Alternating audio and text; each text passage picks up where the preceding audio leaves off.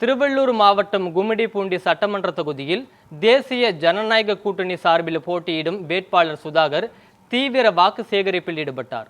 பூண்டி கிழக்கு ஒன்றியத்திற்குட்பட்ட கச்சூர், போந்தவாக்கம், அனந்தேரி, பேரிட்டிவாக்கம் உள்ளிட்ட 20க்கும் மேற்பட்ட கிராமங்களில் திறந்தவெளி வாகனத்தில் சென்று மக்களை நேரில் சந்தித்து இரட்டை இலை சின்னத்திற்கு அவர் ஆதரவு கோரினார்.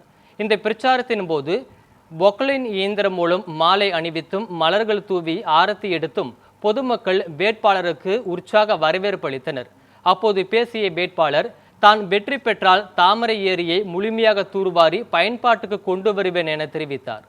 சிப்காட் தொழிற்சாலை கழிவுகள் கலப்பதை தடுப்பது மற்றும் ஊத்துக்கோட்டை கிருஷ்ணா கால்வாயை சீரமைப்பது உள்ளிட்ட பல்வேறு திட்டங்களை செயல்படுத்துவேன் என்றும் அவர் உறுதியளித்தார்.